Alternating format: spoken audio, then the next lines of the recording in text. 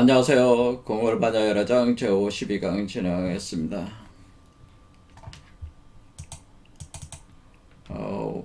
원효대사는 그 의상조사와 함께 그 의형제 시간으로 세계의 라이벌이었다고 이제 평가받고 있는데, 원효대사는 살아생전에 쓴 저서만 해도 한 200권 정도 된다고 합니다. 그래서 우리 한국 불교 사상사에서 가장 높이 평가받고 있는 원효대사의 사상이 뭐냐? 그것은 열애장에 기초한 아미타 극락정토 사상이다, 이렇게 볼 수가 있는데요. 바로 열애장 그리고 아미타 극락정토 사상입니다. 그래서 열애장이라고 하는 것은 무엇이냐? 그것은 여기 내용을 읽어보면서 설명을 드리겠습니다. 열애장은 열애의 씨앗으로 불성이다 라고 하는, 중생이 모두 열애장을 소유하고 있다.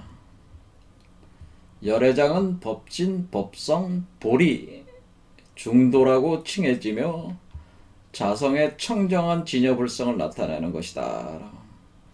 그러니까 자성의 청정한 진여불성 그 자체가 바로 열애장인데, 그것이 씨앗의 형태로 모든 중생이 그걸 소유하고 있다고 하는 거죠. 그래서 부처는 모두 범부였고 범부는 모두 부처가 될 수 있다.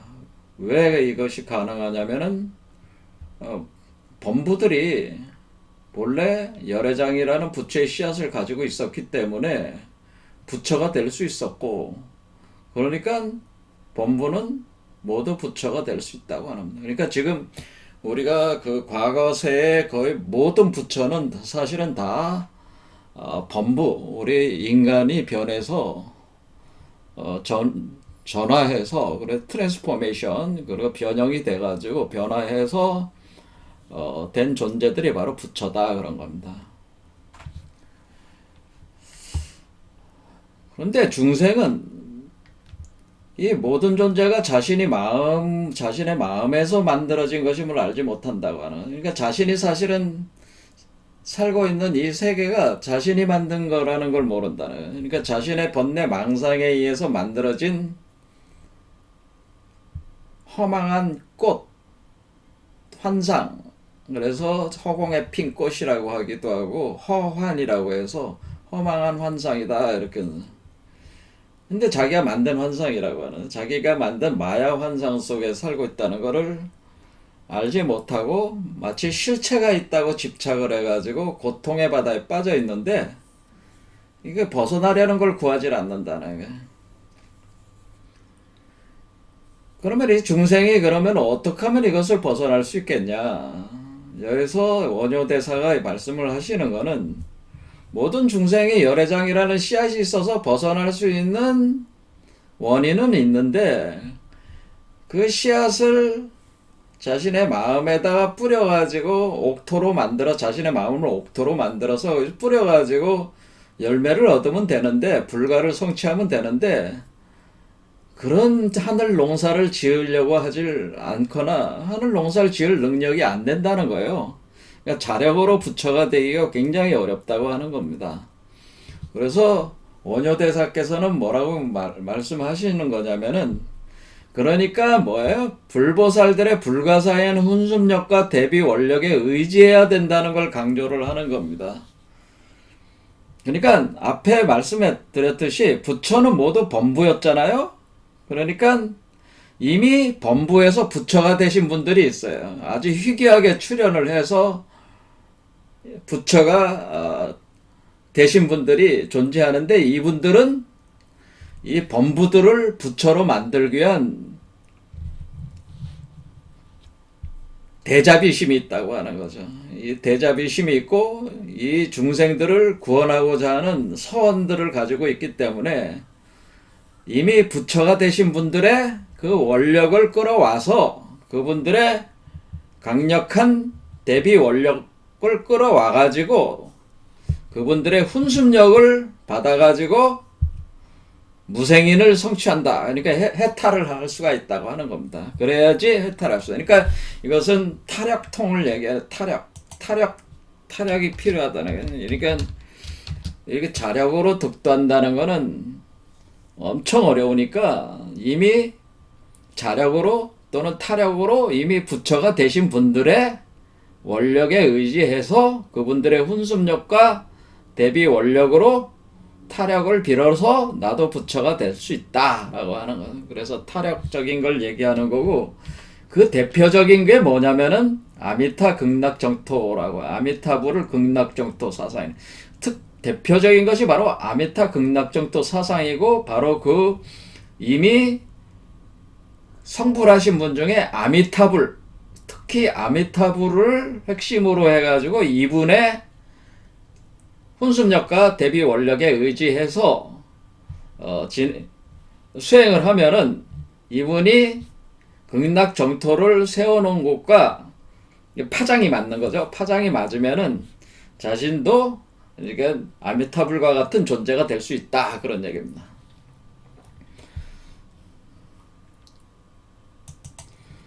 자, 모든 불보살은 모든 중생을 해탈시키길 원해. 스스로를 훈습하는데 중생과 한 몸을 이루는 지혜의 힘이 있어요. 보고 듣는 바에 따라 행위를 나타낸다라고. 그러니까 모든 불보살들은 중생을 해탈시키길 원하고 자신의 힘을 이용해서 중생과 한 몸이 돼가지고 그 지혜력을 빌어줘가지고 가지를 해가지고 중생을 구원하고자 해. 그러면 중생들은 그 힘을 이용을 해야 된다는 거야. 혼자 부처가 되겠다고 발바닥 쳐봐야 힘들다 이거야. 그러니까 그분들의 힘을 이용하는 그 대표적인 게 아미타불이다, 그런 얘기입니다. 부처가 되려는 단계에서 수행자는 대자비를 내고 육바라매를 닦아 중생을 교화하고 포섭하려는 큰 서원을 세워서 미래가 다하도록 모든 중생을 해탈시킨다.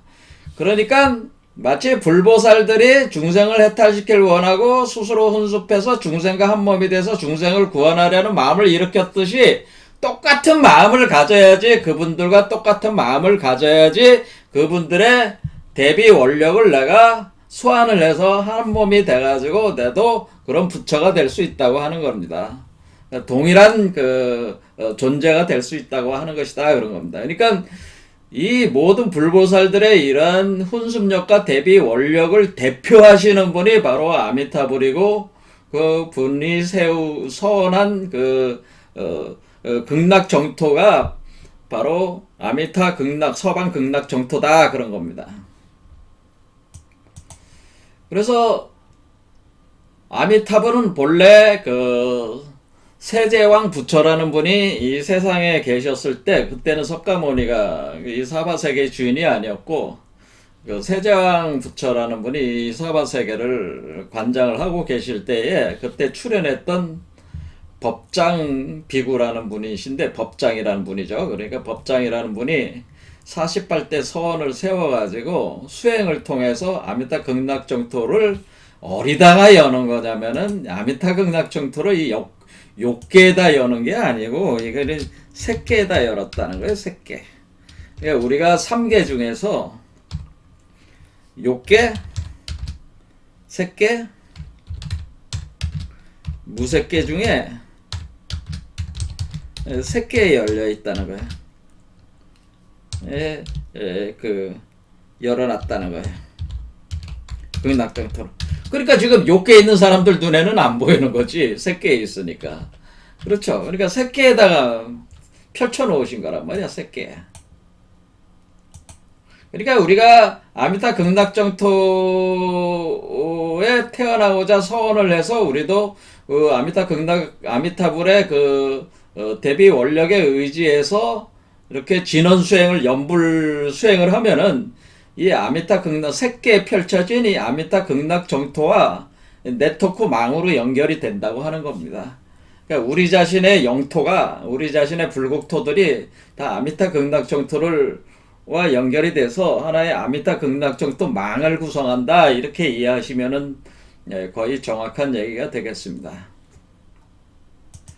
그래서 우리 한국에서는 뭐라고 하냐면 그러면 이렇게 그 아미타 극락 정토와 연결을 해서 할 수 있는 수행법이 대표적인 이제 진원 수행인데 연불 수행이죠. 나무 아미타불 나무 아미타불 이렇게 하는 그 연불 수행인데 이 연불 수행을 하게 되면은 그 마음이 여러분의 마음이 그 정토가 되는 것이고 또 성품이 아미타불과 같은 성품과 같이 돼가지고 하나의 네트워크망에 연결되는 개념이 되다 해가지고 유심정토 동성미타 뭐 이런 표현이 되는 겁니다. 요거를 좀 요 말을 앞뒤를 좀 순서를 바꿔놓으면은 자성미타 유심정토 그런 개념인데 중생의 자성이 곧 아미타불이고 마음이 곧 정토입니다. 정토다 그런 거죠. 그러니까 중생의 자성이 아미타불이 되면은 그 마음 자체가 정토가 되는 것이다라고 하는 겁니다. 근데 이때 마음은 어떤 마음? 이때 마음은 색계에 도달한 마음이죠. 사실 색계에 펼쳐진 요 마음이란 말이에요. 그러니까 이 욕계가 아니라 욕계 번뇌망상 세계가 아니라 색계의 세계란 말이에요. 색계의 세계. 그걸 잘 차이를 생각을 해 주셔야 됩니다. 그러니까 아미타불은 서방 극락세계의 교주이며 그 극락은 이 땅의 서쪽에 한없이 먼 곳에 있다고 한다. 하지만은 그것은 뭐라고 그랬어요? 그것은 하나의 어떤 세계 서방이라고 하는 뜻은 저 뭐 지금 욕계에 뭐 서쪽 우리 한반도는 동쪽이니까 뭐 서양 땅이다 그런 개념이 욕계 땅이 아니란 얘기예요. 그러니까 색계란 말이에요. 색계. 그러니까 그 색계가 어디에 있는 거 땅에. 그 색계가 여기에 펼쳐진 땅입니다. 여기에 요 안에가 색계야. 요 세계가 여러분들의 하나의 불국토란 말이에요. 요게 바로 열애장이란 말이죠. 요게 열애장이기 때문에 열애장의 열매가 되면은 그 열매의 세계 자체가 아미타 정토 세계란 말이야. 요게. 근데 요 세계가 도달하는 지점이 뭐냐면은 요게 아미타 극락 정토와 연결된다는 거죠. 연결이 돼가지고 이게 아미타 극락 정토의 하나의 망의 그 일원이 되는 거죠. 그 일원이 돼가지고 연결이 돼가지고 요게 바로 뭐예요? 색계에서 연결이 된다고 하는 겁니다. 욕계가 아니라 그러니까 이 욕계 우리 땅의 서쪽이 아니다 그런 얘기를 제가 말씀을 드렸습니다. 그래서 이렇게 그 아미타불 같은 분이 이런 분이 이렇게 극락정토를 했듯이 유명하신 분이 또 누가 있냐면은 약사유리강열애불이라고 있습니다. 약사유리강열애불 그러니까 꼭 아미타 극락정토만 있는 게 아니고 이 정토들은 여러 종류가 있긴 있는데 그 중에서 아미타 극락정토도 있고 동방정유리 세계를 연 약사불이 있다. 약사열애. 그리고 우리가 서방 극락정토는 그 아미타불이죠. 그런데 이 두 분 다 이분들은 다 그 보신불이란 말이에요. 보신불. 그러니까 보신불 세계가 바로 색계란 말이야. 색계가 펼쳐진 세계가 그러니까 보신불 세계가 색계에서 펼쳐지는 거고 그 색계에 도달한 그 열애장 그러니까 이 색계에 펼쳐진 열애장 세계를 연화장 세계라고 하는 거죠. 그러니까 이게 색계라고 하는 겁니다. 이 색계에 동방정유리 세계와 서방 극락정토가 펼쳐져 있다고 하는 겁니다. 그러면 이것이 그러면 동방정유리 세계와 서방 극락정토가 다른 거냐? 요걸 이제는 분석을 하려고 하는 겁니다. 동방정유리 이거는 동방정유리 세계고 약사불은 12대 서원을 하신 분이고 11대 서원. 아미타불은 48대 서원으로 자기 서원력에 기초해가지고 만들어진 세계들이다. 그래서 이렇게 아미타불이라고 하는 존재는 서방 극락정토 개념으로 해가지고 구성이 돼가지고 그분이 대표적인 개념이 돼가지고 선정 오불의 그 구조를 이렇게 갖게 돼가지고 이론화가 되는데, 그것이 우리가 만다라 같은데 보면은 이제 여기 만다라라는 게 있습니다. 만다라의 대표적인 게 바로 우리가 밀교 계통에서는 그 티벳 밀교의, 아니 티벳 밀교의 인도 중기 밀교의 대일경, 요 태장계 만다라는 대일경의 기초래요. 대일경.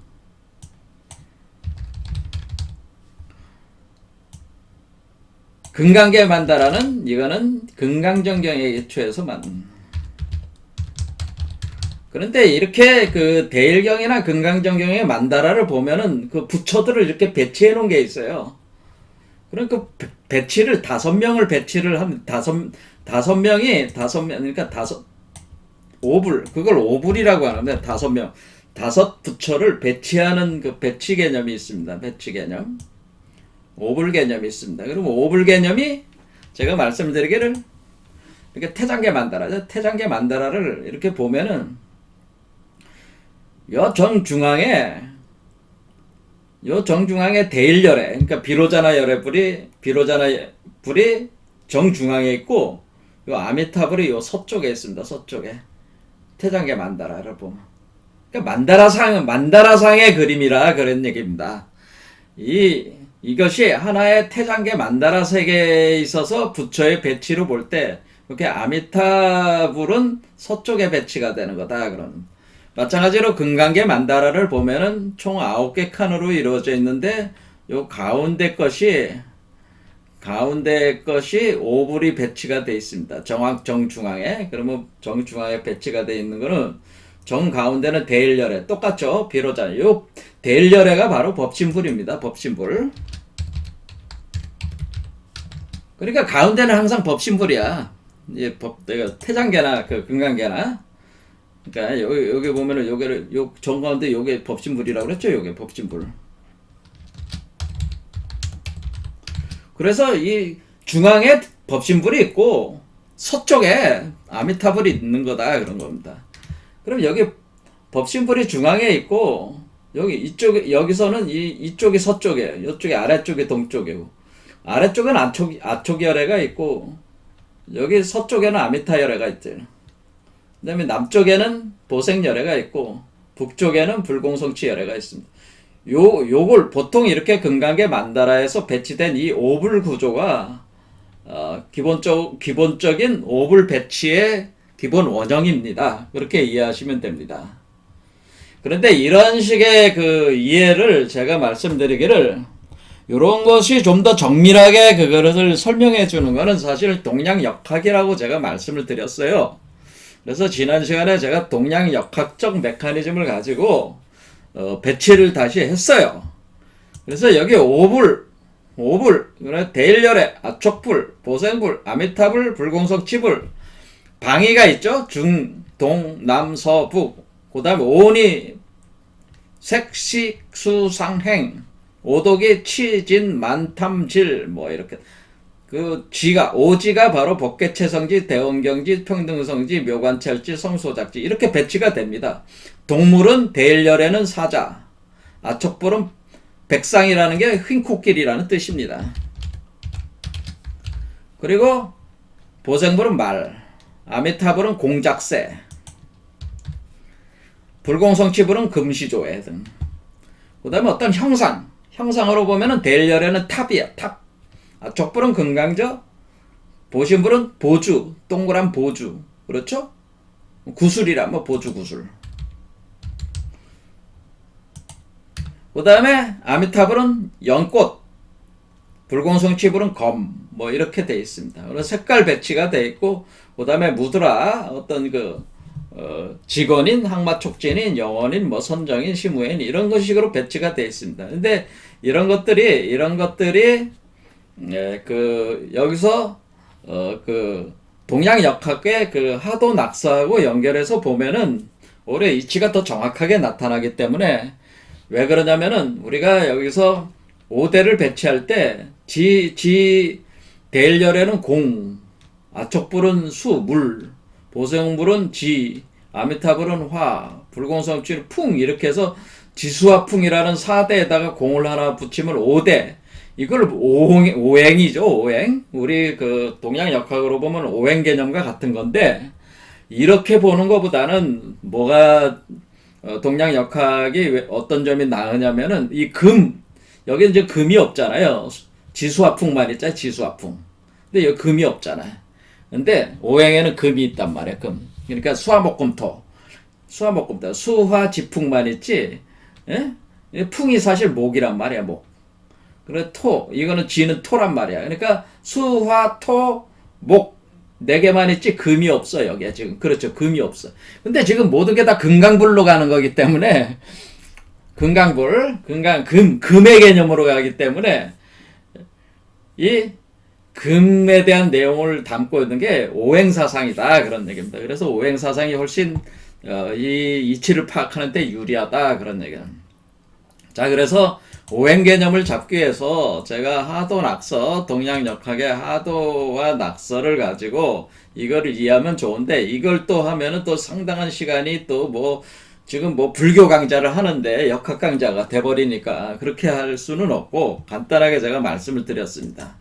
자, 그래서 우리는 이쪽이 가운데가 요 점이 지금 다섯 개잖아요. 그래서 오불 개념입니다. 이게 사실은. 그런데 요거를 방향이 4개로 가고 중앙 놓으면 5와 10이죠. 왜냐면 여기 5개의 점이 있잖아요. 5개 하얀 점이 있고 바깥에 검은 점 하면 10이잖아요. 그래서 가운데가 5와 10이란 말이에요. 요게 대일열애다. 이렇게 보면은 이쪽에 동쪽은 아촉불이란 말이에요. 동쪽. 그럼 목기운이란 말이에요. 그 다음에 남쪽은 불의 기운인데 보생불이란 말이에요. 보생이라는 게 뭐예요? 이게 보생불, 이런 자를 쓴단 말이에요. 그러면은, 여기서 보생불에 보자가 있죠, 이게 뭐라, 보석이라고 그랬죠? 제가 여러분들이, 제가 화밀성 법궤도에 여기 뭐가 중요하다고 제가 계속 얘기하고 있는 게 뭐예요?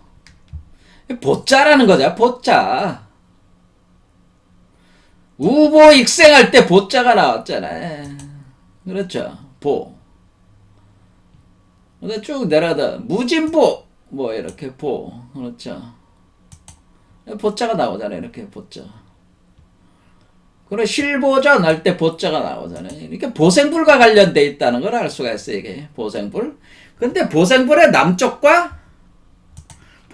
남쪽인데 이 동쪽은 약사유리강이야. 약사유리강이라고 하는 것은 이것은 크리스탈 보석류를 얘기한다. 약사유리가 뭐야? 유리가 말 그대로 유리에 유리 크리스탈 글라스란 말이야. 글라스. 그러니까 크리스탈을 표현해야 크리스탈. 그러면 이게 방향이 어떻게 하면 이렇게 돌아간단 말이야. 이렇게 오행 상생이기 때문에 이렇게 돌아가. 그러니까 동쪽, 남쪽, 서쪽 이렇게 가는 거니까 여기서 크리스탈에서 시작해가지고 보석 구슬이 되는 거죠. 보생불이 아까 뭐였어요? 핵심이 아까 보생불이 보주 구슬이라고 그랬죠. 보주 구슬. 이게 구슬알이구나 이게. 구슬알과 같은 세계구나 그런 거라서. 그래서 우리 인드라망을 구성하는 게 구슬이라고 그랬죠. 구슬알이 하나의 세계라고 그랬습니다. 제가. 그러면 이게 이제 이게 구슬알이구나 이게 구슬. 그렇죠? 이렇게 되고 그 다음에 서쪽은 금이라고 그랬잖아요. 금이라는 거는 보석류잖아요. 이것도 다. 그래서 아미타불이 여기 보석함을 쥐고 있다고 그랬지 않습니까? 그러니까 여기 약사유리강 열애부터 이렇게 돌아가는 라인 전체가 일종의 보석의 수준이, 크리스탈 유리 보석들의 수준이 높아지고 있는 거다. 그런 얘기입니다, 사실은. 그러니까 이 아미타불의 금이 여기서 시작이 된 거란 말이에요. 그러니까 약사유리강 열애의 크리스탈이 아미타불에 가지고 있는 이 보석함의 보석으로 이렇게 발전을 하는 겁니다. 이렇게. 그러니까 여기서부터 이렇게 돌아가는 거잖아요. 그러니까 약사유리강 열애와 동방 약사유리강 열애와 서방 아미타불이 별개가 아니고 이게 연속적인 개념이라 그 얘기입니다. 요 세계가 열리고, 그 다음 이 세계가 열리고, 그 다음 이 세계가 열리고, 이렇게 하나하나의 세계가 단계적으로 열려 나가는 것이다. 그런 얘기입니다.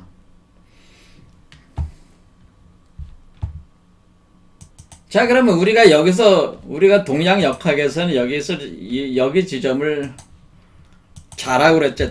자축, 인묘 할 때 여기가 묘란 말이에요. 묘죠, 묘. 자축이 묘. 그렇죠? 자라는 건 쥐, 토끼. 여기 뭐라 그랬어요? 유죠, 유니까 닭이잖아요, 닭. 딱 보니까 닭. 묘는 토끼다. 그 다음에 자는 쥐, 자자. 그 다음에 요 유가 뭐라 해서 요게 자오, 그래서 자오묘유, 그래서 오. 여기 말이구나, 말. 그렇죠? 말오자를 쓴다, 말. 자, 그러면 여러분이 잘 보면은, 아미타불이 제가 뭐라 그래서 공작새라고 그랬죠, 공작새. 근데 공작새가 뭐라 그랬어요? 봉황딱이라고 그랬잖아요. 딱 맞잖아. 이게 오행 구조가 딱 맞죠, 지금. 하도 낙서 구조하고 딱 맞잖아, 지금. 그 다음에, 보생불이 뭐라 그랬어요, 보생불이. 여기 보생불이 말이라고 그랬죠, 말. 그러니까 이게 보생불이 말이라고 하는 거가 이게 딱 맞잖아요. 여기 요게 말로자니까. 그렇죠? 보생불이 여기 말. 그렇죠? 여기는 닭. 그러니까 이게 이렇게 돌아가는 거라. 이렇게 돌아가는 거, 이렇게. 요런 개념이구나. 자, 그러니까 좀 이해가 되셨죠? 그러니까 우리가 금이라고 하는 그 금속, 보석류, 이런 것들이 이쪽이란 말이에요. 여기 아미타불의 세계. 그래서 아미타불의 그 궁전을 유리궁전이라고 하네. 아미타불에 있는 궁전이 여기 보면은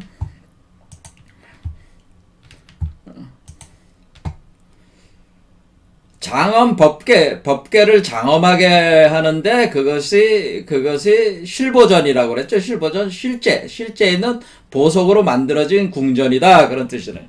이 실보전이 이게 바로 유리궁전이란 말이에요. 크리스탈 보석 궁전이다. 그런 얘기입니다. 그러니까 크리스탈 세계란 말이에요. 크리스탈 보석 세계란 말이에요. 다이아몬드, 이런 금은 이런 것들로 치장되어 있는 세계. 그러니까 여기 뒤에 나오는 내용들이 사실, 그러니까 여기서부터 쭉 뒤에 나오는 내용들이 여기 우보부터 쭉 나오는 내용들이 크리스탈 유리 광화 세계가 열려나가는 거를 사실은 표현을 해준 거란 말이에요. 그런데 이런 관점에서 이것을 제대로 해석하신 분이 없단 말이에요. 기존에 화엄일수 법계도를 해석하신 분들 중에. 그러니까 이게 아주 중요한 지점이라고 제가 말씀을 드리는 겁니다. 약사유리강 열애 자체가 우리가 크리스탈 보석이고 보석류로 시작이 되는 거고, 그래서 제가 우리 궁울빛 아카데미에서 제가 항상 얘기하는 게 크리스탈 빈몸 활성화다.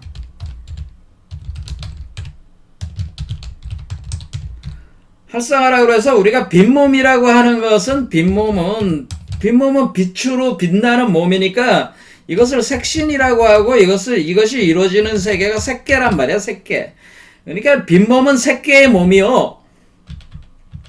빈몸은 색계의 몸으로 색신이라고 하는 겁니다. 이해가 되시죠? 그래서 색계의 몸이야. 그러니까 지금 여기에 그 동방 약사유리강 열애부터 색계가 열리는 거지. 색계가 열려가지고 이렇게 가는 거죠. 가는 거니까 이 빈몸이 여기부터 만들어지는 거죠.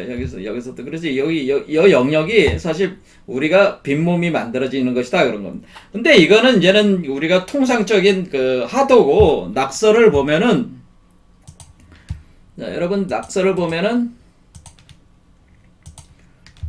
요거를 이제 비교를 해보겠습니다.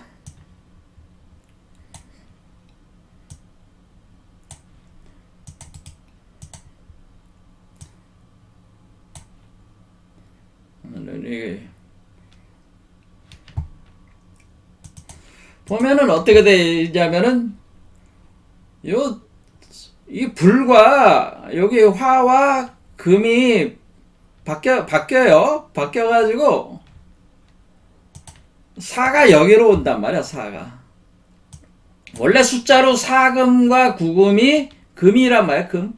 근데 여기가 9가 여기로 오잖아요. 그 다음에 여기가 2, 9, 7이란 말이야. 자, 이렇게 됐다. 그러면 얘가 여기가 4, 9가 금이고 2, 7이 불인데, 불이고 빛인데, 빛과 불인데, 빛과 불이 이쪽에 오고 금이 이쪽에 오니까 이 두 개가 바뀐 거죠, 지금. 이것을 금화교역이라고 하는 겁니다. 그럼 이게 무슨 뜻이냐면은 이것이 이 하도라고 하는 거는 어떤 개념이냐면은 하도라고 하는 것은 이걸로 보겠습니다. 하도라고 하는 것은 사실상에서 위에서 아래로 내려오는 게 하도예요. 하도. 그 다음에 낙서는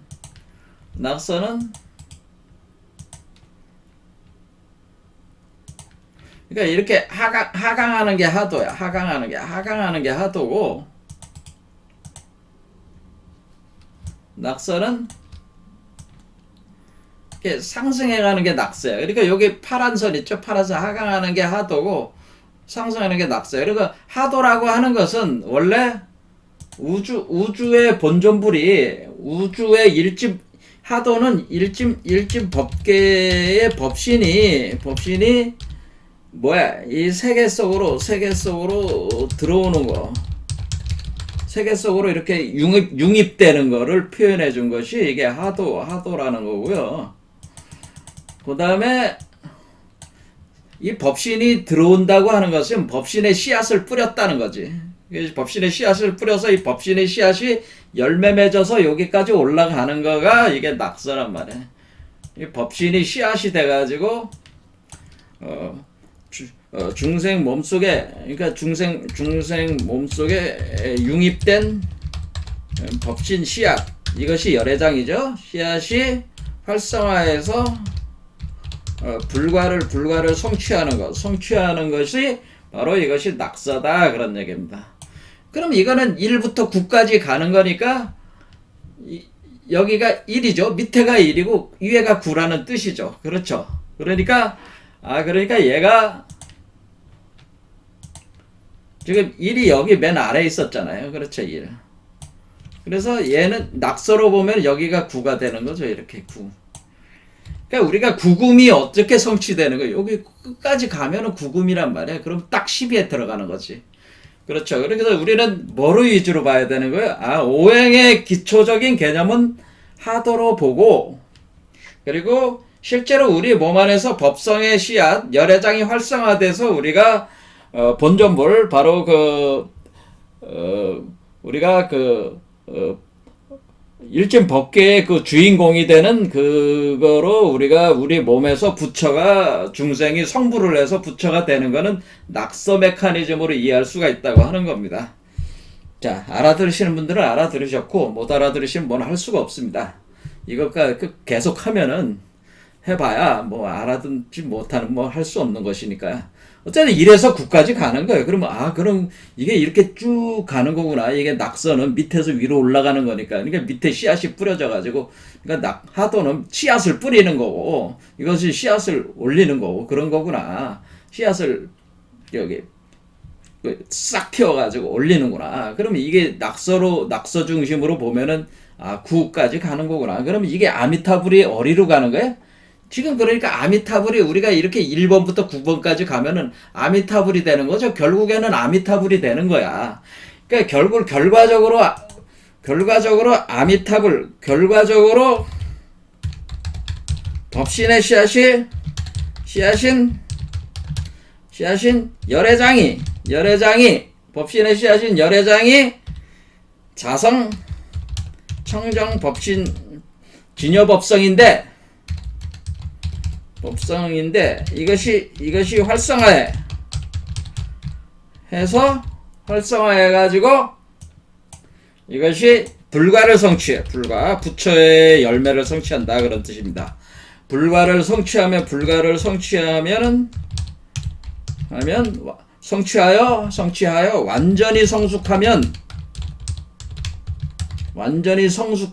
그게 숫자 9야. 그것이 9다라고 하는 건 9다. 그럴 때 이 9가 바로 아미타불의 그 아미타불이죠. 그러니까 서쪽. 그렇죠. 9가 바로 아미타불의 서방 극락세계를 지칭하는 숫자다. 이렇게 이해하시면 되는 거죠. 그리고 1에서 9까지 갔으니까 밑에서부터 1에, 9가 결국 아미타불 서방 극락정토가 열리는 거구나. 여기에서 9까지 완전히 성숙이 되면. 그래서 우리가 원효가 쓴 유심안락도에서 이 아미타 극락세계를 9층으로 나눕니다. 9층.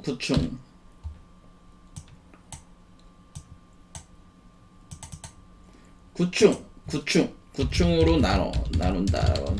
그래서 각 수준들마다 사람들의 그 득도한 수준에 맞춰가지고 그 9층에서 1층 수준이면 1층 들어가고 2층 수준이면 2층 들어가고 3층이면 3층 이렇게 333 해가지고 3층 해가지고 상중하 이렇게 나눈단 말이야. 그러니까 하에서 중에서 그다음에 그 상으로 이렇게 가면은 총 합해서 9개 층이 있다 그런 표현을 쓴단 말이에요. 그게 뭐야? 이게 구금이 된다는 뜻이요. 구금 서방금이 합하면 9층이다라고. 이것은 뭐야? 낙서적인 개념을 이렇게 씨앗이 움터가지고 이렇게 올라가는 거를 불교적으로 설명할 때 이렇게 아미타 극락정토라는 걸 설명을 할 때 이렇게 한다는 거죠.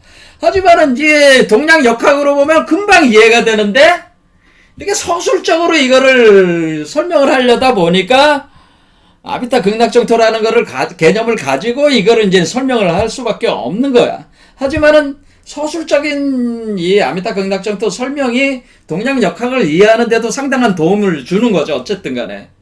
이제 되시죠. 그러니까 여기가 지금 밑에는 지금 1번이잖아. 1번. 여기가 1이잖아. 그러니까 여기 위까지 올라가는데 쫙 올라가는데 9층이라는 뜻이야. 9층. 그렇죠. 이게 이 두 숫자만 보면.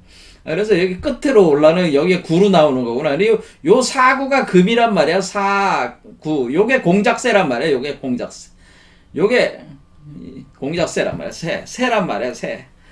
봉황딱. 공작새. 그런데 공작새는 날질 못하잖아요. 닭이잖아요. 그러니까 요게 바로 알을 품어서 요게 알을 품네. 요 사 숫자는 알을 품는 거다. 알을. 그러니까 공작새가 알을 품는 거야. 그 새 알을 품는 것이다. 그럼 알을 깨고 나오는 게 여기 9 숫자는 뭐 알을 깨고 나와서 하늘로 날아가는 거지. 알을 깨고 나와가지고 하늘로 날아갔다가 다시 땅으로 내려오면은 이게 또 9가 되는 겁니다. 자, 이게 이제 설명하면 또 이제 복잡해지니까 아무튼 요 4 숫자에서 그 알을 품어요. 여기서 요 부분에서 알을 품면서 알을 깨고 나오게 되는 겁니다. 그래서 공작세 개념이 아미타불이다 그런 얘기입니다. 그래서 뭐라 그러는 거예요? 나무 아미타불 이렇게 쓴다 그런 거죠.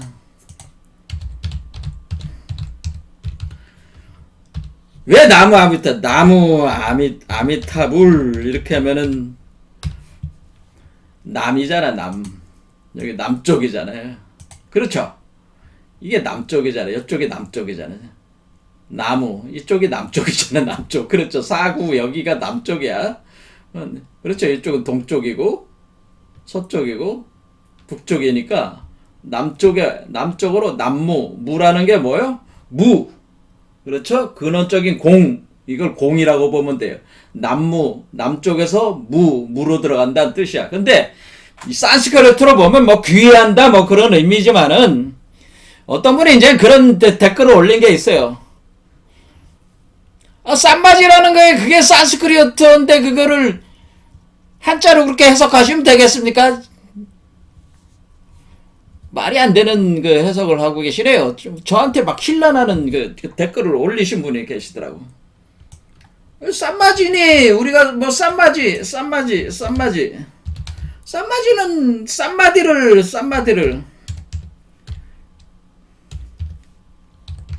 쌈마디 이거를 갖다가 한자로 쌈마지라고 그래가지고 제가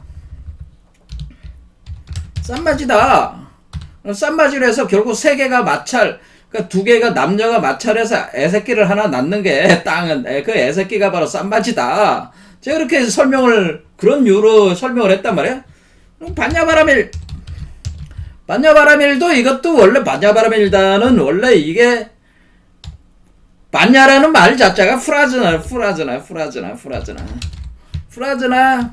파라미타 뭐 이게 프라즈나 파라미타가 이게 반야바라 그러니까 저기 산스크리트인데 이거는 반야바라밀다를 반야바라밀 다자까지 해야 되는 거야 이게.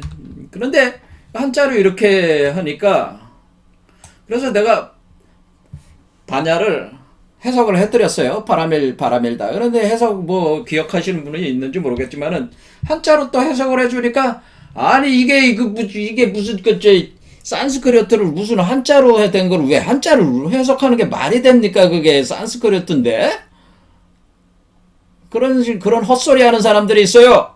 댓글을. 그래서 제가 한마디 하겠습니다.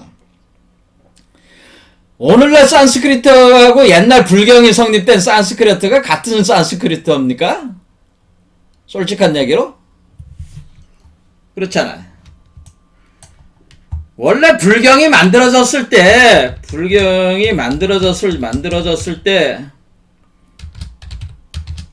산스크리트어든지 팔리어든지 뭔 언어가 있었을 거 아니야. 그렇죠. 뭔 언어가 있었을 거예요. 그런데 뭐 산스크리트라고 하기도 하고 뭐 그러지만 그 산스크리트인지 뭔지 뭐 다양한 언어로 써 있을지 않았겠어요. 뭔 언어가 있었는데 이거를 불경이 만들어졌을 시기가 언제야?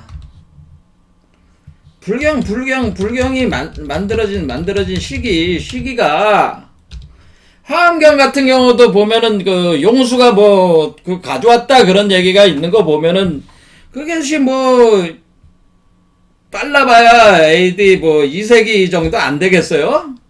그렇잖아. 아니면 뭐 석가모니가 뭐 아무튼 AD 2세기 뭐 그 정도 2, 3세기로 보면 용수가 활동하던 시기로 보면은 그 시기가 어려. 그 시기가 AD 2세기면 그때가 언제입니까? 그때가 뭐 삼국시대 초기 아니야. 아주 극초기, 아주 거의 초기 중에 초기야. 그렇죠. 그러면은 여러분들이 삼국시대 우리 쓰던 한국말이 지금 현대에 쓰는 우리 한국말하고 같아요? 여러분이 알아들을 수 있겠어? 옛날에 그 삼국시대 초기로 돌아가서 여러분들이 그 삼국시대에 사는 사람들하고 대화하면 대화가 통하냐고. 안 통하잖아. 그렇죠. 그런데 그때 산스크리트 같은 것도 마찬가지란 말이야. 과거의 그 산스크리트와 오늘날 산스크리트는 틀려요. 근데 불경을 번역한 사람들은 이 화엄경은 주로 당나라 시대 때 많이 번역했단 말이야. 당나라 시기. 뭐 쌀치난타라든가 뭐 그런 사람들 불타발타라든가 뭐 현장도 마찬가지잖아요. 저 중국에서 당나라에 갔다가 와가지고 번역한 거잖아요. 근데 이 사람들이 여러분들이 당나라 시대 때만 돌아가도 못 알아들어. 삼국시대 그때가 삼국시대잖아.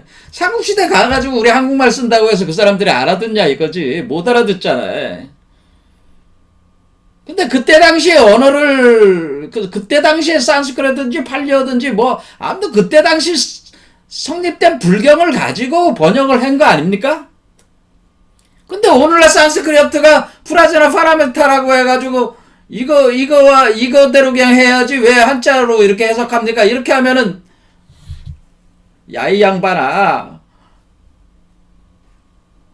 당시에 산스크리트든지 팔려든지 번역하는 번역자가, 그 번역자가 멍청해서 그렇게 한자를 이렇게 쓴 게 아니고, 불타발르타라든가 뭐 쌀치난타나 이런 사람들이 그러니까 이게 불경 번역자들 중에서 인도 계통에서 온 사람들이란 말이야. 인도에서 와서 중국어가 아니라 당시에 한자 공부를 해가지고 그 당시에 중국에서 쓰던 그 언어를 공부를 해가지고 그걸로 번역한 거란 말이야. 그럴 때 그 사람들이 멍청해서 그 한자를 이렇게 썼냐 이거야. 쌈바지를 괜히 이렇게 쌈바지를 한자로 이렇게 번역했냐 이거야 이거를. 그 사람들도 다 도가 높으신 분들이란 말이에요. 그렇게 번역을 했을 때는 이 쌈바지가 본래 그 당시에 산스크리트든지 팔려든지 원래의 의미가 이 한자의 의미와 서로 상통하고 발음도 상통하니까 발음을 가져와서 그 뭐를 탄 거에 또 거기에 의미까지 완전히 넣어가지고 이 한자를 채택을 해가지고 번역을 한 거란 말이야.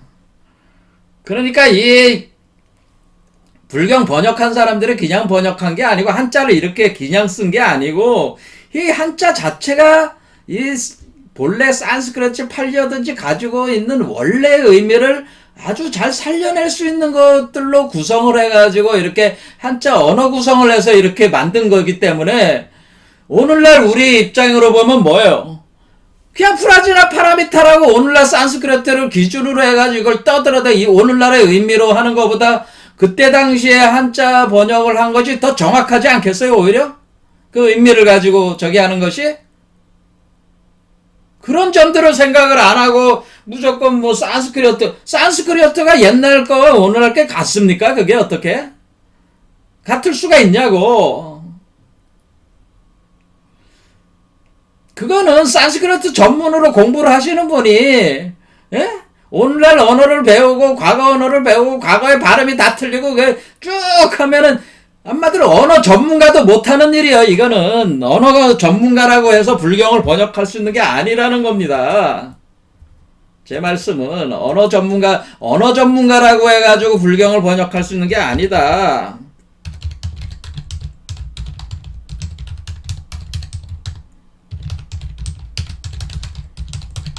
우리가 번역 작업이라는 거 어떻게 보면 새로운 창조 작업이야. 새로운 창조. 그러면은 번역자는 가장 그 언어가 가지고 있는 의미를 가장 잘 드러낼 수 있는 발음도 거의 유사해야 되지만은 그 의미를 가장 잘 드러낼 수 있는 언어 구성을 해가지고 번역을 한단 말이에요. 자기가 창조를 해나가는 거란 말이에요. 거기에 맞게 자기가 불경 그 자체 불경을 이해한 정도 수준에서 그것을 최대한 하는 거란 말이야. 그렇게 봤을 때 이 뭐 당시에 번역한 사람들의 수준이 굉장히 높은 사람들이었단 말이야. 그러니까 이 한자 번역이 그냥 한자 번역한 게 아니라고 제가 말씀을 드리고 싶습니다. 그래서 제가 쌈바지라는 걸 그냥 한자로 이렇게 가지고 풀어가지고 설명을 해주는 게 훨씬 그것이 본래의 그 불경이 만들어졌을 때 의미를 더 잘 드러낼 수가 있다고 하는 거예요. 그렇지 않는 한은 다른 방법이 없어요. 불경을 해석할 수 있는 방법이 없어요. 그냥 단순히 뭐 이 언덕에서 저 언덕으로 간다. 프라지나 파라미타다. 그게 무슨 의미가 있어? 그게 무슨 의미를 드러낸다는 거야? 그게 얼마나 의미를 드러낸다는 거야? 그러니까 제 그 영상에 그런 댓글들은 이제 한번 다시고 제가 나름대로 뜻이 있어서 그 한자 이거를 해석해 드리는 거니까 보기 싫으면 보지 마시고, 예? 저는 이런 생각을 가지고 하는 거니까 오히려 당시에 그 한자 번역이 더 정확하다. 전 그렇게 얘기를 하는 겁니다. 오늘날 산스크리트를 가지고 그거 뭐 거의 의미도 거의 없는 그 해석 자체가 안 돼요. 불경 해석이. 아재아재 바라아재 같은 것도 그냥 뭐 범어니까 해석하면 안 된다. 뭐 그냥 주문이니까 해석하면 안 된다. 그게 아니란 말이에요. 당시에 그 의미를 가장 잘 드러낼 수 있는 한자 구성으로 만들어낸 것이다. 그런 얘기입니다. 그게 다 해석할 수가 있는 겁니다. 왜 해석이 안 됩니까? 그러니까 한자 자체에 그 의미를 담아놨기 때문에 그걸 가지고 우리가 본래 당시의 의미를 우리가 더 정확히 유추해낼 수가 있다. 그런 얘기입니다. 그렇지 않는 한은 언어, 산스크리트든지 활려든지 전문가가 돼야 되는데 그것은 죽었다 깨나도 여러분들이 평생을 공부해도 그것 할 수가 없는 작업이에요. 그게 그런 언어 전문가는 거의 존재하지 않아요. 존재할 수가 없어요. 그러니까 뭐 아는 척하지 마시고, 예? 제가 드리는 말씀은 당시에 뭘 믿어야 돼? 당시에 번역한 사람들의 그 수준을 믿어야 되고 그 수준에 맞게 한자를 번역한 거니까 그 한자의 의미로 그 산스크리트 본래 의미를 오히려 역추적할 수가 있다. 그런 얘기입니다. 그리고 그 사람들이 이렇게 한자를 해석을 해보면은 그 사람들의 논리의 일관성이 있고 굉장히 심오한 의미를 담아놓은 그런 개념이 되기 때문에 그것이 오히려 더 깊은 의미를 준다는 거예요. 정확하게 알려준다고 하는 거예요. 사실 그 불경이 가지고 있는 의미를 더 정확하게 알려주는 겁니다. 사실 여기도 나무도 마찬가지야. 나무를 그냥 이게 나무니까 나무다. 오늘날로 따지면 나무. 그러니까 산스크리트는 나무야. 그럼 이게 나무를 이렇게 왜 한자로 나무로 이렇게 썼습니까? 나무는 귀한다는 뜻인데. 그 아미타불에 귀한다. 그냥 이렇게 해버리면 나무 아미타불 하면 아미타불에 귀합니다. 그러니까 나무 아미타불에 귀합니다. 그런 식으로 하는 게 그런 식으로의 뭐 그것도 되겠지만은 남무라는 것이 이 자체의 구조, 예? 남쪽에서 서방 극락. 그러니까 이 의미는 뭐냐면은 우리가 열매가 맺어지는 거는 언제 맺어져요? 여름에 이미 열매가 나와요. 나와서 가을에 성숙된 거야. 그러니까 열매는 이미 여름에 나오는데 여름은 남쪽이란 말이야. 무슨 말인지 아시겠어요? 그래서 남무라는 얘기는 열매가 이미 남쪽 여름에 이미 발생을 했기 때문에 아미타불 세계는 이미 남쪽에서 열렸다는 겁니다. 이 사구를 얘기하는 겁니다. 여기서. 그래서 우리가 근본적인 무자성되는 어떤 그런 공성이 이때 이미 여기에 들어가는 상황이 됐다. 그런 뜻입니다. 이게 남무가. 그냥 한자를 이렇게 써놓은 게 아니란 말이에요. 자, 아주 답답하다. 이게 설명을. 이 이치를 이런 이치를 모르니까 그 헛소리들을 자꾸 하시는 거야. 그 산스크리트 가지고는 그 백나라에서 해봐야 한자의 장점이 있고 산스크리트의 장점이 있어요. 각자 채택을 해가지고 불교의 이치를 정확하게 드러내는 어떻게 보면은 그런 작업들을 해야지. 뭐 이거를 산스크리트니까 한자로 이렇게 해석하면 안 됩니다. 거의 유치한 얘기들은 이제 그만 좀 하셨으면 좋겠습니다. 이 아미타불이라는 말도 아미타불이라는 이 한자 자체가 그냥 그려진 게 아니에요. 아미타 유스죠 원래. 그렇죠? 산스크리트는. 아미타 유스 그러면 그냥 이름밖에는 안 되잖아. 하지만 아미타불이라 그러면 아미타불이 뭐라는 게 정확하게 나온단 말이야. 한자로는. 아미타는 옴아훔이라는 세 개 중에 아자관을 얘기하는 근데 여기 가짜가 들어가 있단 말이야. 그거를 의미하는 이 미자는 어린아이 갓난아이란 뜻이야. 타는 뭐자면은 이게 뱀이 휘감고 있다는 뜻이요. 알을 휘감고 있다는 뜻이요. 이게 아미타불이랑 한자가 그냥 이루어진 게 아니란 말이에요. 한자를 그냥 갖다 이렇게 아미타불 써놓은 게 아니란 말이야. 그러니까 그런 이치를 모르고 자기 의견을 고수를 한다면 제가 뭐라고 하겠습니까? 뭐 그렇게 믿으며 사시면 되는 거고, 저는 제 얘기하면 제 얘기를 그냥 주구장창 떠들면 되는 얘기니까 뭐 듣기 싫으면 안 들으시면 돼요. 그런 입장이니까. 단지 제가 말씀을 드리는 거는 예전에 이렇게 한자로 언어 구성을 해서 발음만 가져온 게 아니고요. 음차만 해온 게 아니고 의미를 다 가져와서 여기 한 글자 한 글자가 심혈을 기울여서 이 한자를 채택을 해서 이거 맞는 구성하는 거란 말이야. 그 의미를. 그 사람들이 그 번역한 사람들이 보통 사람들이 아니란 말이요. 신묘하신 분들이란 말입니다. 그냥 한자를 그냥 번역, 한자가 의미를 가진 글자인데 거기에 맞게 의미를 주기 위해서 한자를 채택하고 수용을 해가지고 그거를 번역하지. 음만 가지고 번역하겠습니까? 뭐 맥도날드에서 맥더러. 그건 아무 의미가 없어. 그런 거는 그냥 음차만 했다고 보면 돼요. 하지만은 옛날에 불경은 그런 게 아니란 말이야. 뭐 장사꾼 언어 번역하듯이 하는 게 아니란 말이야. 음차만 하는 게 아니란 말이야. 이거 하다 보니까 엉뚱한 얘기를 하게 됐는데, 다 남무라는 얘기가 그런 얘기입니다. 남쪽이란 얘기예요. 남쪽. 이게 4구, 1에서 9까지 간다는 얘기입니다. 남무라는 얘기가 그런 얘기다. 얘기를 제가 말씀을 드리는 겁니다. 자, 그래서 원래 오늘은 이제 그 약사유리강 열애불하고 서방극락정토하고 이 빈몸 활성화, 우리가 주장하는 건 뭐예요? 우리 국물빛 아카데미에서는 한마디로 빛의 세계, 크리스탈 유리 광화 세계가 열린다고 하는 것이 우리 공부하신 분들이 주장하신 거란 말이에요. 제가 주장하는 게 아니고 이미 불교에서도 이미 동방정유리 세계라고 이미 얘기를 한 거예요. 그러면 동방정유리 세계가 점점 발전을 더 해가지고 성숙이 된 게 그게 아미타불 세계야. 또 이게 다 하나로 연결되는 개념이란 말이에요. 그것이 또 약사유리강이니까 뭐야?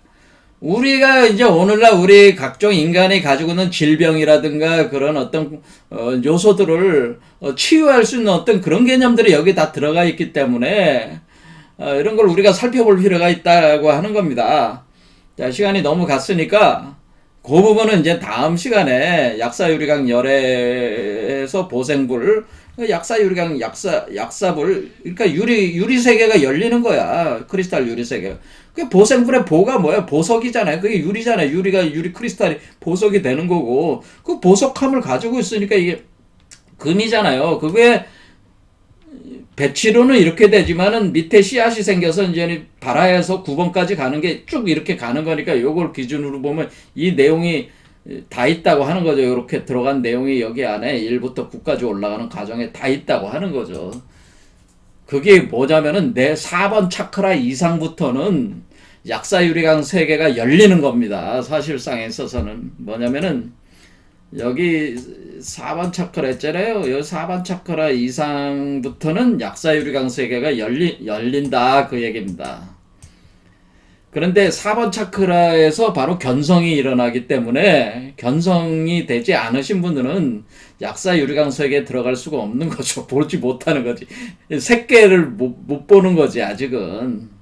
자, 오늘 여기까지 하겠습니다. 감사합니다.